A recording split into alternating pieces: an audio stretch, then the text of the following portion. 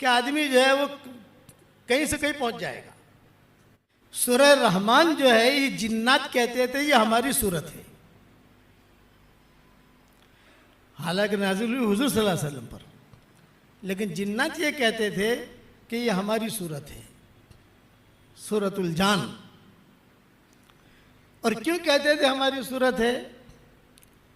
کہ حضور صلی اللہ علیہ وسلم کا جناتوں کے ساتھ اس صورت کے بارے میں ایک قصہ ہوا ہے،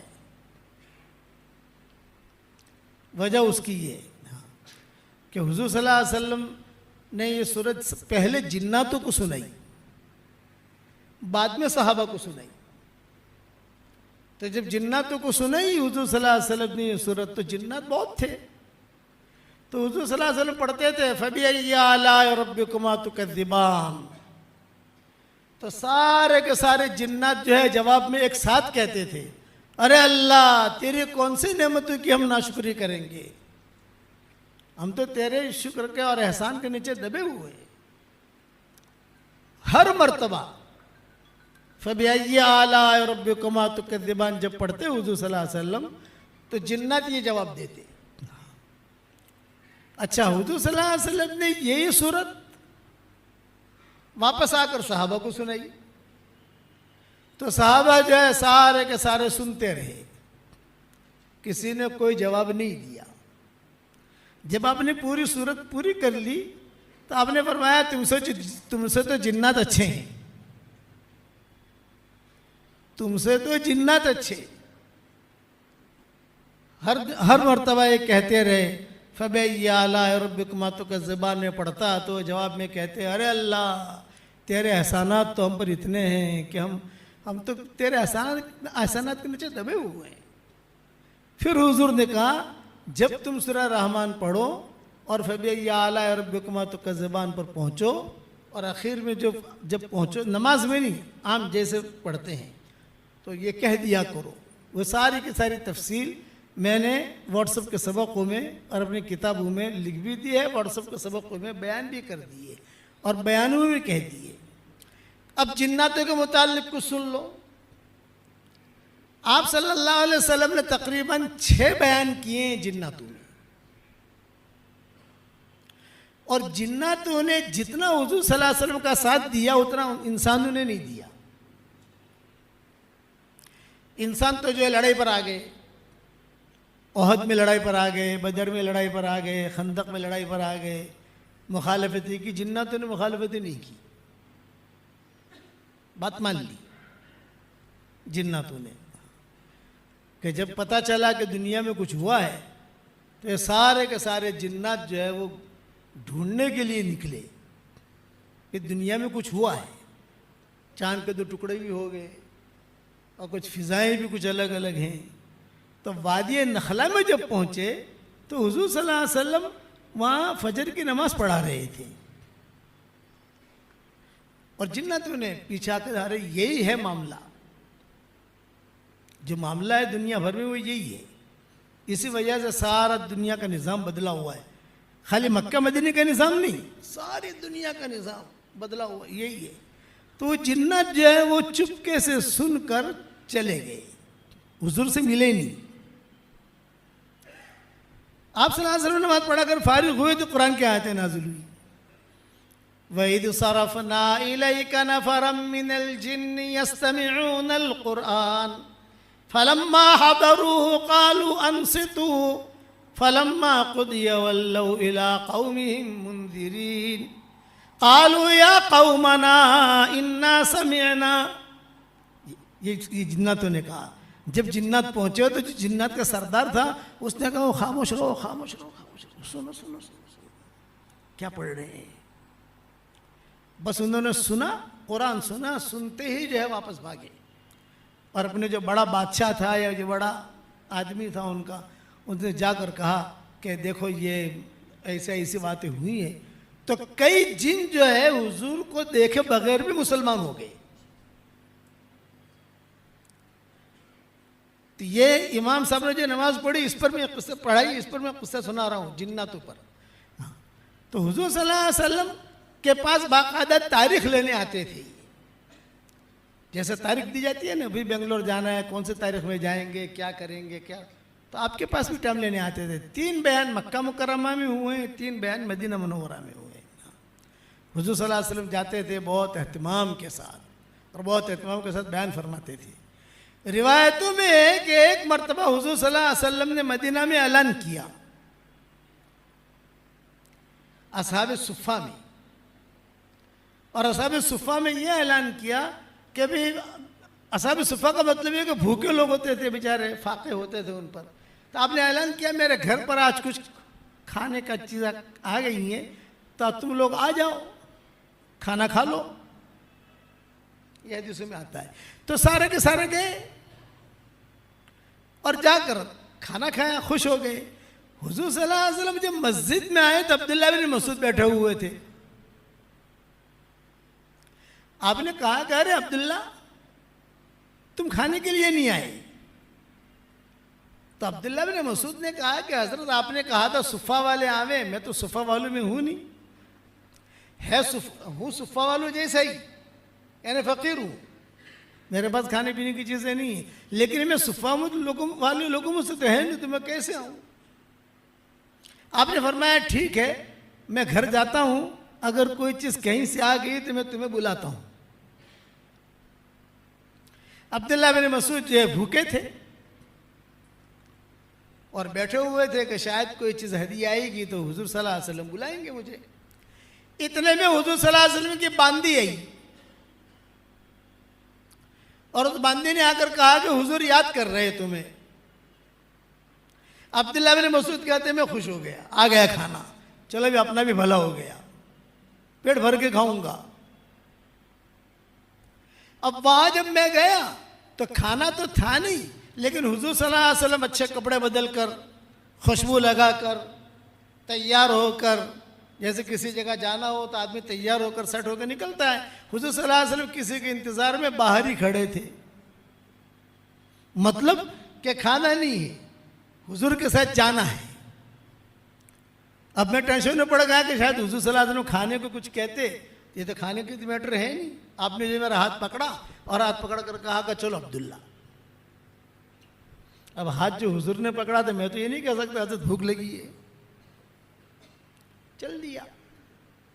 راستے میں چلتے چلتے حضور صلی اللہ علیہ وسلم نے فرمایا پتہ ہے کہاں جا رہے ہیں ہم؟ رات کا وقت تھا.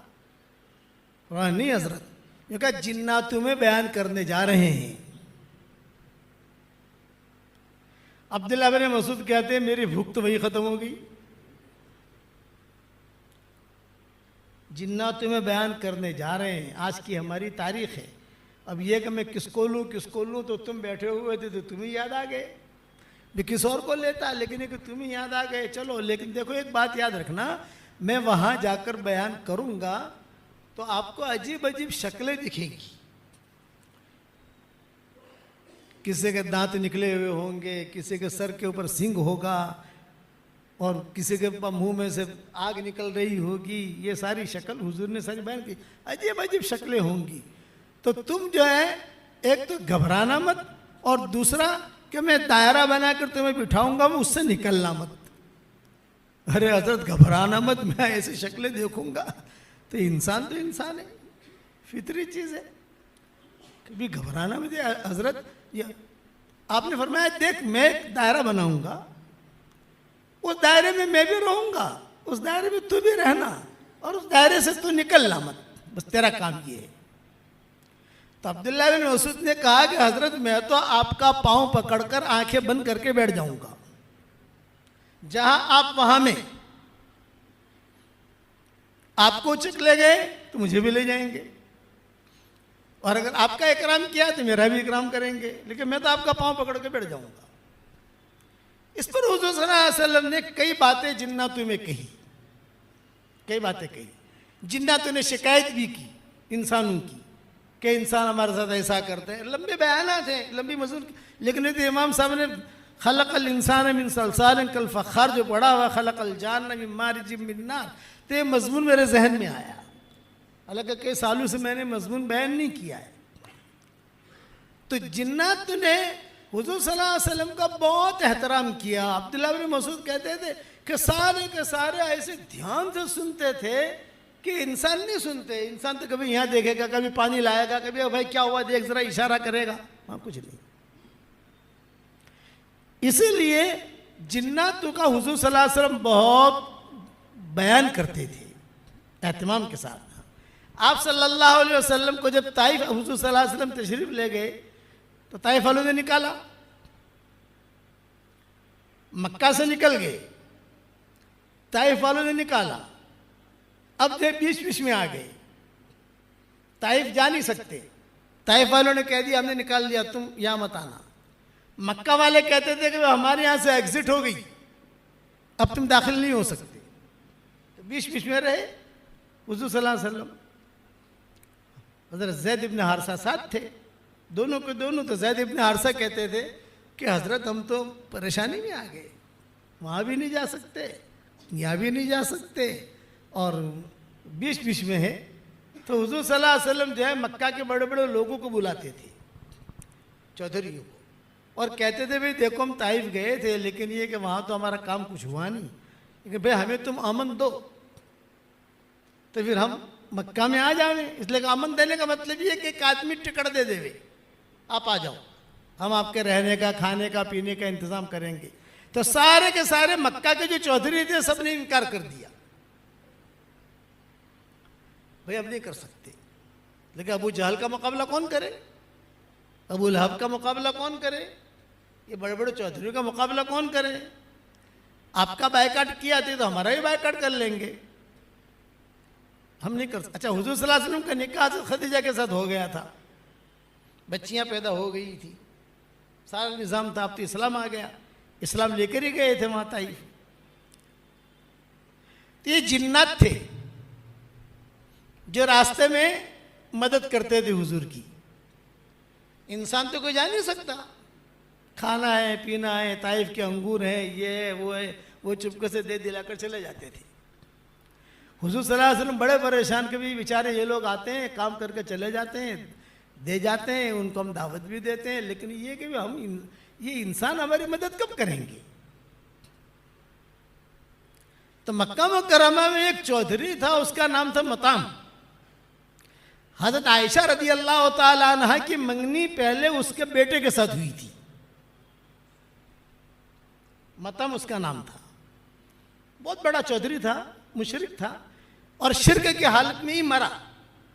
تو بدر میں حضور صلی اللہ علیہ وسلم نے اعلان کیا کہ مطعم کا مجھ پر اتنا بڑا احسان ہے کہ اگر آج وہ زندہ ہوتا اور یہ مشرکین مکہ کے بارے میں سفارش کرتا تو میں اس کی سفارش قبول کرتا. یہ بدر میں اعلان کیا, احسان کیا. احسان یہ کہ یہ مطعم نے بدر طائف سے واپسی پر ساتھ دیا, باقی سب نے تو نہ کہہ دیا. جنات جو ہے یہ آتے رہے جاتے رہے, لیکن جنات جنات ہیں. بھئی جنات جو ہے یہ ہاسپٹل نہیں بنائیں گے, جنات ہوائی جہاز نہیں بنائیں گے, جنات جو ہے دوائیں نہیں بنائیں گے. جنات میں زیادہ بیماریاں بھی نہیں ہوتی, ڈائبٹیز جنات میں نہیں ملے گی آپ کو, ہارٹ کی تکلیف جنات میں نہیں ملے گی. لیکن وظیفے انہیں بڑے یاد ہیں, وظیفے اس میں ٹاپ 1 ہے, انسانوں کو ہی پتہ نہیں. وہ ایسے ایسے چٹکلے بتا دیں گے کہ آدمی جو ہے وہ کہیں سے کہیں پہنچ جائے گا.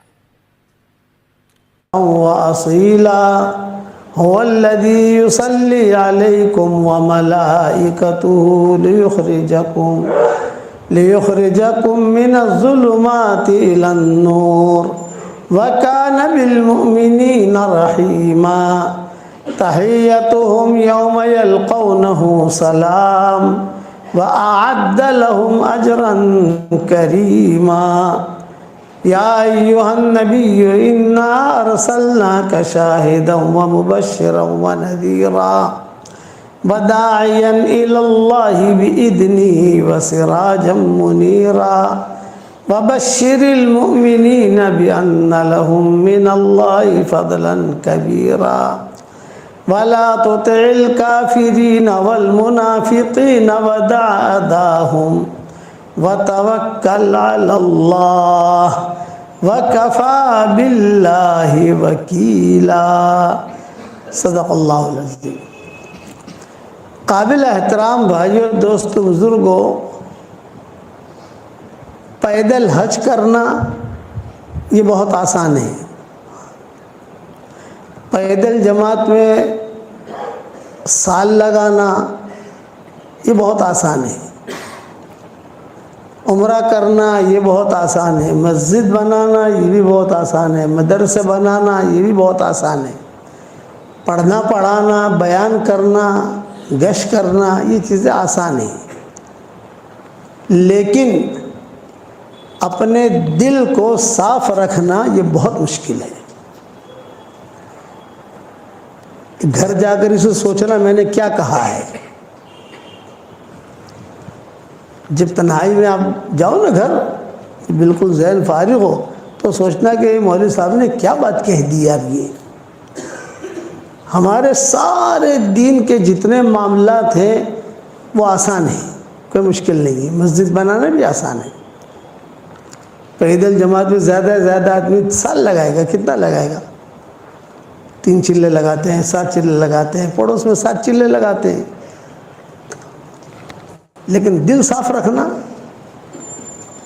یہ بہت مشکل ہے۔ اس لیے اللہ کا جو معاملہ ہوتا ہے وہ دل کی صفائی کے ساتھ ہوتا ہے۔ اِعْلَمِ اللَّهُ فِي قُلُوبِكُمْ خَيْرًا يُؤْتِكُمْ خَيْرًا، تمہارے دلوں میں خیر ہوگی تو ہم تم کو خیر دیں گے۔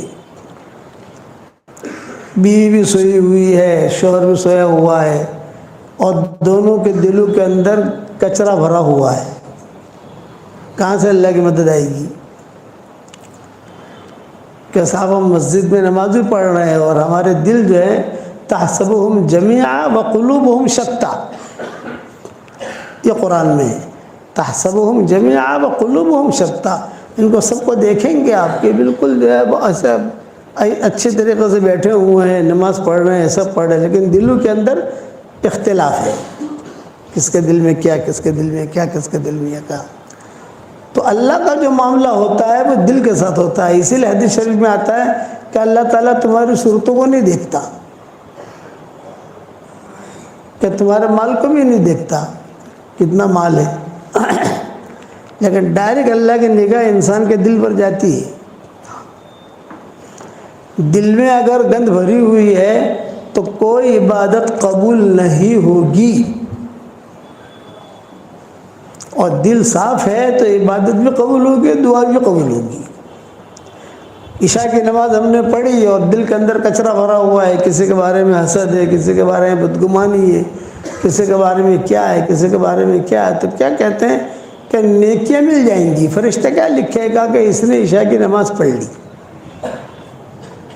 فرض ادا ہو گیا، لیکن اس نماز پر جو نتیجہ نکلتا ہے وہ نہیں نکلے گا، وہ نہیں نکلے گا۔ اس لیے اس وقت میں یہ بنیادی چیز ہے کہ آدمی اپنے دل پر بھی محنت کرے۔ ظاہری نماز ہماری اچھی ہو، ہم فکر کرتے نہیں کرتے، رکوع برابر ہو، سجدہ برابر ہو، کپڑے ذرا پاک صاف ہوں، خوشبو ہو، خوش وضو کے ساتھ نماز پڑھیں۔ اس سے زیادہ ضروری ہے کہ آدمی کا دل جو ہے صاف ہونا چاہیے۔ جس کے دل صاف ہوتے ہیں اس کو ہوائیں بھی سلام کرتی ہیں، اور جس کے دل میں کچرا ہوتا ہے تو خیر آ کر بھی چلی جاتی ہے، دروازے پر آئے گی خیر، لیکن دیکھے گا کہ ہاں ان کے دل کے اندر کچرا ہے تو خیر نکل جائے گی۔ کسی زمانے میں افغانستان میں حالات آئے تھے، آج سے 600-700 سال پہلے کا یہ قصہ ہے۔ زلزلے آئے، عام طور سے جہاں پہاڑ ہوتے ہیں وہاں زلزلے نہیں آتے، عام طور سے یہ اللہ کا نظام ہے کہ وہاں زلزلے کم آتے ہیں۔ جہاں پہاڑ زیادہ ہوں، قریب وہاں زلزلے کم آتے ہیں۔ وہ پہاڑ جو ہے وہ زمین کو ہلنے سے وہ روک دیتے ہیں، تو وہاں پہاڑ بہت ہے، لیکن کچھ وہ حالات آئے ان پر 700 سال پہلے، کوئی لاوا پھٹا، آگ نکلی، اس میں پھر زلزلہ بھی آیا، کئی لوگ دائیں بائیں ہو گئے۔ تو ایک عورت اپنے چھوٹے بچوں کو لے کر وہاں سے پیدل تاشقند پہنچی. یہ سب بارڈریں ملی ہوئی ہیں، تاجکستان، ازبکستان، تاشقند، سمرقند، بخارا، ترمیز، نسائی، امام نسائی جہاں کے تھے، یہ ساری بارڈریں جو ہے ملتی ہیں. وہ بچ گئی ایک عورت اپنے بچوں کو لے کر. اس کا شوہر انتقال ہو گیا، اس کے ماں باپ مر گئے، بھائی بہن مر گئے. ابھی جان بچا کر اللہ حفاظت فرمائے. اس کو کہتے ہیں بوائق دہر، زمانے کا الٹ پھیر، کہ بیٹھا بیٹھا آدمی ہے اور اچانک جو حال آ گیا. اللہ حفاظت فرمایا. اس لیے حدیث میں دعا منگوائی کہ اللہم انی اعوذ بک من شر بوائق الدہر، اے اللہ زمانے کے الٹ پھیر سے تو میری حفاظت فرمانا. حدیثوں میں یہ دعائیں آتی ہیں. میں نے میری کتاب اللہ کی پناہ میں یہ دعا بہت اہتمام سے لکھی ہے، اور شاید میں نے اس کے بارے میں سبق بھی دیا ہوگا، یاد نہیں ہے ابھی مجھے. جیسے ہمارے واٹس ایپ پر سبق آتے ہیں، اس میں میں نے کسی جگہ پڑھوایا ہے لوگوں کو. تو یہ عورت چلتے چلتے اپنے جان بچا کر، بچوں کی جان بچا کر، میں کس پر سنا رہا ہوں یہ قصہ؟ دل کی صفائی. میرے والد صاحب رحمۃ اللہ علیہ فرماتے تھے کہ ایک مشرک ہے، اگر اس کا بھی دل صاف ہوگا نا تو سب سے پہلے اللہ اس کو ہدایت دے دے گا. یہ ابا فرماتے ہے مشرک، لیکن دل اگر صاف ہے اور یہ دل سے جو لوگوں کی خدمت کرنا سوچتا ہے، یہ کرتا ہے، تو سب سے پہلا کام اللہ کی طرف سے یہ ہوگا کہ اس کو ہدایت ملے گی، کار خیر کرنے کی توفیق ملے گی، آگے بڑھتا رہے گا وہ. تو یہ لڑکی بیچاری پہنچی تاشقند اپنے بچوں کو لے کر. تو امیر تاشقند جو تھا یہ مسلمان تھا. سیدھی گئی وہاں پر، اور وہاں جا کر اس نے اس سے کہا کہ دیکھ میں جو ہے سید گھرانے کی ہوں، اور افغانستان سے چلتے چلتے چھوٹے بچوں کو لے کر آئی ہوں. میرا سارا گھر اجڑ گیا ہے اور میں سید گھرانے کی ہوں، تو میری مدد کر. تو اس نے کہا میں تیری مدد کروں، لیکن ایک شرط کے ساتھ کہ تو سید گھرانے کی ہے تو دلیل لا، ثبوت لا. ثبوت بھئی تو سید گھرانے کی ہے، کیا ثبوت ہے؟ کوئی رستے میں چلتے چلتے کہہ دے میں سید گھرانے کا ہوں تو ایسا تو مانا نہیں جاتا. کوئی ثبوت ہوتا ہے، تیرے پاس سند ہو، تیرے پاس ثبوت ہو، تیرے پاس کوئی دلیل ہو تو لا. تو اس لڑکی نے کہا کہ میں ثبوت کہاں سے لاؤں، سارا گھر ہی اجڑ گیا میرا، میرے پاس کوئی ثبوت نہیں ہے. تو اس بات سے وہ جو امیر تاشقند تھا اس نے کہا کہ میں مدد نہیں کرتا. تھا مسلمان، خیر اس کے گھر پر آئی لیکن خیر کی قدر نہیں کی اس نے. وہ لڑکی چلے گئی. اس کے بنگلے کے سامنے ایک مجوسی کا بنگلہ تھا، ایرانی. وہاں گئی، دستک دی، وہ نکلا، سیٹھ نکلا. آپ بہن کیوں آئی ہو؟ یہ فرمایا کہ میں جو ہے سید گھرانے کی ہوں اور بہت حالات میں آئی ہوں اور آپ میری مدد کریں. تو اس نے کہا اچھا تم سید گھرانے کی ہو، بنت رسول، حضور صلی اللہ علیہ وسلم کی بیٹی؟ ہاں. ارے آ جاؤ. بہت اکرام کیا. حالانکہ وہ مجوسی تھا. وہ امیر جو تھا وہ مسلمان تھا اور یہ مجوسی تھا، لیکن صاف دل کا تھا، معاملات کا کلیئر تھا. تو چنانچہ کتابوں میں لکھا ہے کہ دیکھو یہ 3 کمرے جو ہے وہ تیرے ہیں، تیری بچوں کے، تو آرام سے رہے جب تک تو زندہ رہے اور تیرے بچے زندہ رہے، تب تک تو رہے یہاں پر. میری طرف سے اجازت ہے، کھانا پینا سب تجھے مل جائے گا، فکر مت کرنا.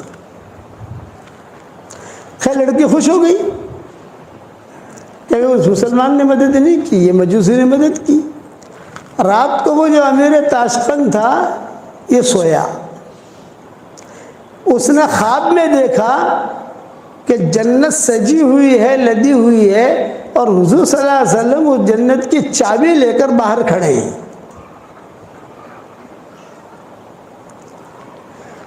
تو یہ امیر تاشقند جو مسلمان تھے یہ گئے کہا السلام علیکم یا رسول اللہ، آپ نے کہا وعلیکم السلام، تو یہ چابی کس کی ہے جنت کی؟ تو آپ نے کہا مومن کی ہے، مومن کی۔ تو اس نے کہا میں بھی مومن ہوں۔ تو آپ نے کہا اچھا تو مومن ہے، دلیل لا، ثبوت لا، ثبوت، سند، کیا دلیل ہے کہ تو مومن ہے؟ جب آپ نے اتنا جملہ کہا خواب میں کہ تو دلیل لا، ثبوت لا، سند لا، وہ سمجھ گیا۔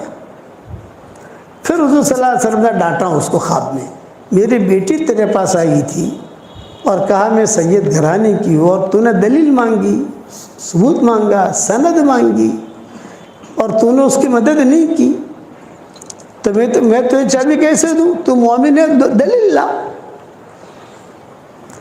خیر وہ حضور نے جب ڈانٹا تو وہ گھبرا کر کھڑا ہو گیا، خواب اس کا پورا ہو گیا۔ اسے پتا تھا کہ یہ لڑکی گئی ہے مجوسی کے یہاں، سیدھا گیا یہ مجوسی کے یہاں اور کہا انا الملک، میں بادشاہ ہوں، یعنی یہاں کا امیر تو میں ہوں، وہ لڑکی جو تمہارے پاس آئی ہے وہاں، یہی بات کہی، یعنی ہماری سنی سنائی نہیں، وہ تو بڑے آدمی ہے۔ تو ساتھیوں نے کہا جو تم نے بات کہی ہے وہی بات تقی صاحب نے فلاں جگہ کہی۔ ایک چیز دیکھی میں نے وہاں کہ دل بہت صاف، اس لیے میرا یہ جملہ گھر جا کر بھی تھوڑا سا سوچنا کہ مولوی صاحب نے کیا کہا۔ یہ ہر کام آسان ہے، دل کو صاف رکھنا مشکل ہے، اور اللہ کی جو مدد آتی ہے وہ دل کی صفائی کے ساتھ آتی ہے۔ انما یتقبل اللہ من المتقین، دل صاف ہوگا تو خیر سلام کریں گی آپ کو، جیسے مجوسی کو بھی اللہ نے ہدایت دے دی، دل صاف تھا اس کا، ہدایت مل گئی اس کو۔ اور جو مسلمان تھا بادشاہ، اور جس کا تعلق بھی بڑے بڑے لوگوں سے، لیکن دل میں کچرا بھرا ہوا تھا، تو اللہ نے اسے محروم کر دیا۔ پوری سیرت میں آپ کو یہ قصے ملیں گے، پوری سیرت میں۔ طفیل ابن عمرو الدوسی تھے، ان کا دل بہت صاف تھا، بہت بڑے شاعر تھے،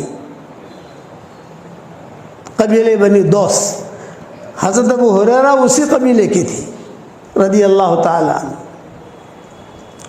یہ جب مکہ مکرمہ آئے تو مکہ مکرمہ یہ آئے حضور صلی اللہ علیہ وسلم سے ملنے نہیں آئے تھے، جیسے مشرکین مکہ آتے تھے مکہ مکرمہ عمرے کے لیے آتے تھے، طواف کرتے تھے، شرابیں پیتے تھے، اور آ کر وہاں زمزم کا پانی پیتے تھے، اپنے اعتبار سے دعائیں مانگتے تھے، پھر چلے جاتے تھے، وہ اس اعتبار سے آئے تھے طفیل بن عمرو الدوسی۔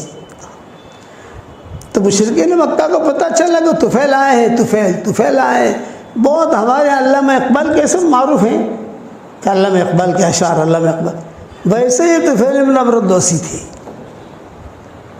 عربوں میں اچھے اچھے اشعار پڑھتے تھے، تو لوگ جو ہے وہ جھوم جاتے تھے، بڑے بڑے اچھے اشعار پڑھے، بہت اچھے اشعار پڑھے، اور پڑھو اور پڑھو اور پڑھو۔ یہ طفیل بن عمرو الدوسی، دل کے صاف، دل میں کوئی کچرا نہیں۔ یہ جب مکہ مکرمہ پہنچے تو مشرکین مکہ نے دیکھا کہ ارے طفیل آئے، طفیل اتنا بڑا آدمی آیا ہے، بہت لبیب، ان کو کہتے تھے طفیل بن عمرو الدوسی کان شاعرا کان لبیبا، یہ ان کا نام تھا، کان شاعرا کان لبیبا، لبیب کا مطلب یہ بہت زیادہ عقل مند، معمولی اشارہ بھی سمجھ لے۔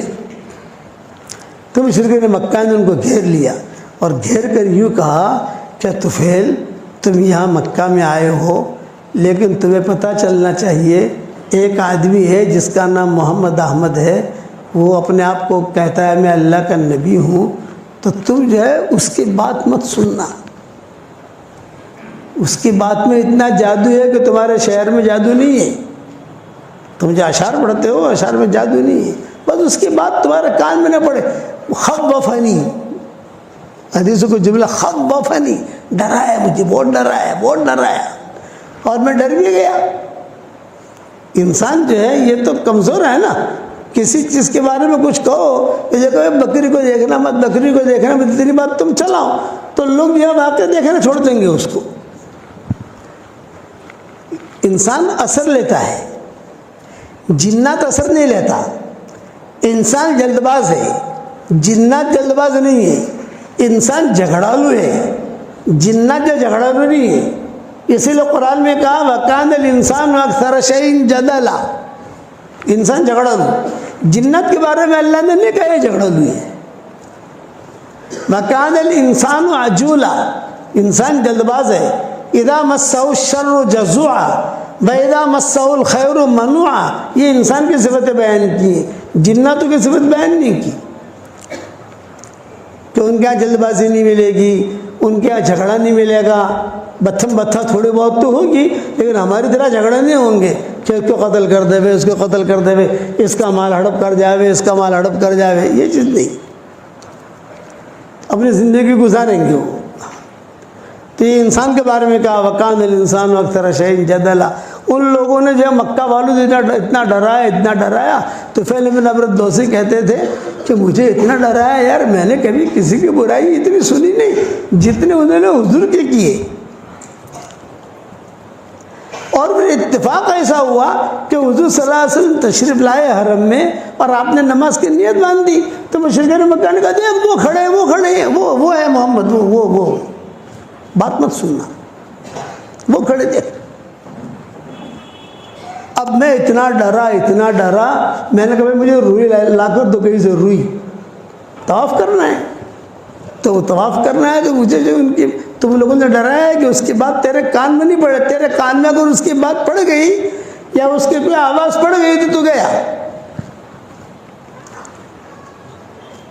تو طفیل بن عمرو الدوسی کہتے تھے میں نے روئی لی اور روئی لے کر اپنے دونوں کانوں میں ڈالی اور میں نے بیت اللہ کا طواف شروع کیا۔ خدا کا کرنا، بیت اللہ کا طواف شروع کیا تو حضور صلی اللہ علیہ وسلم جہاں نماز پڑھتے تھے وہاں قریب جب پہنچتا تو زور سے ہوا آتی اور وہ ہوا دونوں روئی نکلتی تھی۔ 7 چکروں میں ایسا ہوا کہ جہاں قریب جاؤں تو دونوں روئی جو ہے وہ ہوا نکال دے اور حضور کے قریب سے گزروں تو کچھ نہ کچھ سمجھ گئے نا، آواز کان میں پڑ جاوے اور بھاگ کر جا کر روئی لوں، پھر سے ٹھوسوں یہ کروں، لیکن جہاں حضور کے قریب جاؤں تیز ہوا آوے اور ہوا جو ہے وہ ہوا آ کر فوراً روئی نکل جائے۔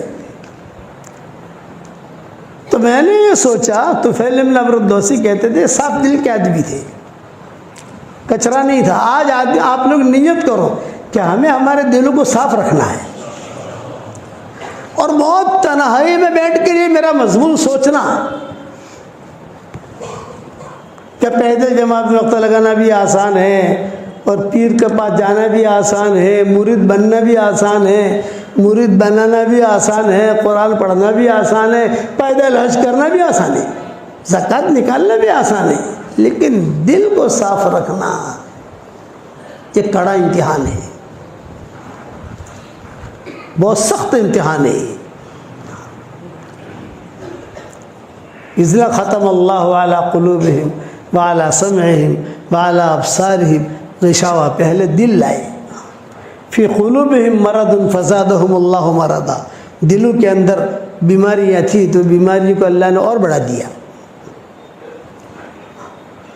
تو طفیل بن عمرو الدوسی کہتے تھے میں نے جب طواف پورا کر لیا تو میرے دل میں یہ بات آئی کہ یار طفیل تو بہت بڑا شاعر ہے، لبیب ہے، سمجھدار ہے، ذرا محمد سے بات تو کرو۔ بیٹھ گئے حضور کے پاس اور حضور صلی اللہ علیہ وسلم سے کہا کہ آپ کون ہیں، کیا چاہتے ہیں آپ کے گھر والے، آپ کے سب رشتہ دار یہ سارے کے سارے آپ کی مخالفت کرتے ہیں۔ آپ نے فرمایا میں کچھ نہیں چاہتا۔ حضور صلی اللہ علیہ وسلم نے قرآن کی آیتیں پڑھنی شروع کی۔ قرآن تو قرآن ہے، قرآن ایسا کلام ہے کہ جس کا دل صاف ہوگا تو ڈائریکٹ دل پر اثر کرے گا، اور جس کے دل میں کچرا ہوگا وہ اس کا دل اثر کرے گا ہی نہیں۔ قرآن کا کوئی اثر نہیں ہوگا اس پر۔ اسی لیے حضور صلی اللہ علیہ وسلم دعا مانگتے تھے کہ اللہ اللہم طہر قلبی من النفاق، اے اللہ میرے دل کو تو پاک کر نفاق سے۔ اب نبی منافق ہو سکتا ہے بھائی؟ اسے دعا مانگتے تھے کہ اللہم طہر قلبی من النفاق اللہم انی اسألک قلبا سلیما۔ آپ نے فرمایا جب لوگ مال بہت جمع کریں نا، یہ صحیح حدیثوں میں آتا ہے، صورت میں آج کل مال بہت آ رہا ہے نا بھائی، ارے ہاں تو کہو یار، کتنا ہم کو بھی تو انداز لگتا ہے، ہم گلی میں داخل ہوتے ہیں سمجھ جاتے ہیں کتنا اوپر جا رہا ہے کتنا نیچے آ رہا ہے، ساری دنیا میں جاتے ہیں۔ تو جب مال لوگ بہت جمع کریں تو اللہ تعالیٰ سے دل کی صفائی مانگو، اللہم انی اسألک قلبا سلیما۔ لمبی حدیث ہے، اس کا ایک ٹکڑا میں نے کہہ دیا کہ اللہم انی اسألک قلبا سلیما الا من اتى اللہ بقلب سلیم، قرآن میں اذ جاء ربہ بقلب سلیم۔ تو یہ طفیل بن عمرو الدوسی جو تھے یہ قلب سلیم والے تھے، حضور صلی اللہ علیہ وسلم نے کچھ نہیں کہا، حضور نے قرآن کی آیتیں پڑھی، بس جہاں حضور نے قرآن کی آیتیں پڑھی تو پہلے یوں دیکھتے تھے حضور کو، اور یوں جب حضور قرآن کی آیت پڑھتے گئے آہستہ آہستہ آہستہ آہستہ ان کی نگاہیں نیچے ہوتی گئی۔ یہ پہلے پاؤں پھیلا کر بیٹھے تھے، بعد میں پاؤں جو ہے سکڑ لیے، قرآن ہے۔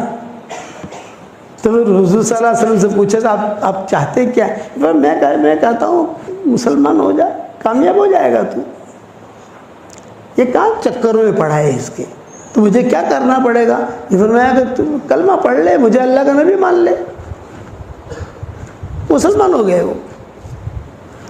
وہاں مشرکین مکہ دیکھ رہے تھے، وہ کہہ رہے تھے کہ ارے یار یہ بھی جو ہے نا اس کی باتوں میں آ گیا، یہ باتیں کر رہا ہے، اب ہاتھ ہلنے بند ہو گئے ہیں، پاؤں بھی سکڑنے لگے ہیں، اور آنکھیں بھی نظریں بھی جو ہے نیچے ہونے لگی ہے، مانو نہ مانو یہ مسلمان ہو گیا۔ اچھا یہ معالج بھی تھے، علاج بھی کرتے تھے، جنات وغیرہ کا علاج، جنات ہو جادو ہو، یہ تو شروع سے چلا آ رہا ہے نا، جنات جادو، تو یہ علاج بھی تھے، وہ علاج بھی کرتے تھے۔ تو مشرکین مکہ نے کہا تھا ان کو کہ دیکھو ذرا دماغ میں صالبہ کو بھی کہا تھا، دماغ کو بھی کہا تھا، ان کو بھی کہا تھا کہ دیکھو تم جاؤ تو اس کی بات مت ماننا، ایسا لگ رہا ہے کہ محمد پر جادو ہو گیا ہے، کسی کا نظر لگ گئی ہے، تو ذرا علاج بھی کر دینا۔ تو انہوں نے کہا ٹھیک ہے میں علاج کر لوں گا، بے فکر رہو۔ اب جب حضور صلی اللہ علیہ وسلم گھر میں گئے تھے، پیچھے پیچھے گھر تک چھوڑنے گئے، وہاں ساری ٹولی دیکھ رہی تھی، یہ تو حضور کے ساتھ جا رہے ہیں، اور حضور صلی اللہ علیہ وسلم گھر میں چلے گئے۔ گھر میں جانے سے پہلے انہوں نے کہا طفیل بن عمرو الدوسی نے کہ حضرت میں میری قوم کا بڑا ہوں، اور ساری قوم جو ہے یہ مجھے اپنا بڑا مانتی ہے۔ ابو ہریرہ جو تھے اسی قبیلے کے تھے، قبیلے بنے دوست کے تھے ابو ہریرہ، بعد میں مسلمان ہوئے ہیں۔ اب طفیل بن عمرو الدوسی کو مارنے والے یہ ابو ہریرہ تھے۔ ارے کیا تو اسلام کی بات کر رہے ہیں یہاں پر ہمارے گاؤں میں آ کر؟ یہ اسی قبیلے کے تھے، طفیل بن عمرو الدوسی کے قبیلے کے ابو ہریرہ۔ تو حضور صلی اللہ علیہ وسلم نے فرمایا کہ ہاں تمہارے قوم میں جاؤ اور ان کو اللہ رسول کی طرف دعوت دو، کوئی بات نہیں ہے، تم جاؤ دعوت دینا۔ یہ کہہ کر طفیل بن عمرو الدوسی جو ہے لوٹے تو مشرکین مکہ نے پکڑ لیا۔ ارے طفیل کیا ہوا کیا ہوا؟ یہ فرمایا میں گیا تو تھا ان کے علاج کرنے کے لیے، لیکن انہوں نے میرا علاج کر دیا۔ میں گیا تھا محمد کے علاج کرنے کے، محمد کا علاج کروں، تو انہوں نے میرا علاج کر دیا اور میں مسلمان ہو گیا۔ تو مکہ والوں نے کیا کہا کہ ہمارا تمہارا کوئی جوڑ نہیں، کوئی بات نہیں، تم سے دوست رکھنے کا مجھے کوئی فائدہ بھی نہیں ہے، یعنی مجھے تمہاری ضرورت بھی نہیں ہے، کوئی مسئلہ نہیں ہے۔ چلتے چلتے انہوں نے ایک بات حضور صلی اللہ علیہ وسلم سے پوچھی تھی، ایک بات، فرمایا حضرت میں اپنے قوم کا بڑا تو ہوں، لیکن ایک مسئلہ ہے، وہ مسئلہ یہ ہے کہ میں وہاں جا کر دعوت دوں گا تو یہ لوگ پوچھیں گے کوئی نشانی ہے کہ نہیں، کچھ تو آپ دعا کر دیں کہ اللہ تعالیٰ کوئی نشانی دے دے مجھ کو۔ تو حضور نے دعا کے لیے ہاتھ اٹھائی، اللہم اجعل لہ آیہ، اللہم اجعل لہ آیہ، اے اللہ اس کو نشانی دے دے۔ فرشتوں نے آمین کہی، حضور نے آمین کہی، طفیل ابن عمرو الدوسی نے آمین کہی، دعا قبول ہو گئی۔ طفیل ابن عمرو الدوسی کہتے ہیں میں مشرکین مکہ میں اعلان کر کے نکلا بھی میں تو مسلمان ہو گیا ہوں، میں تو جا رہا ہوں، اور کوئی بات نہیں۔ اب یہ روانہ ہوئے، اپنے قبیلے میں پہنچے۔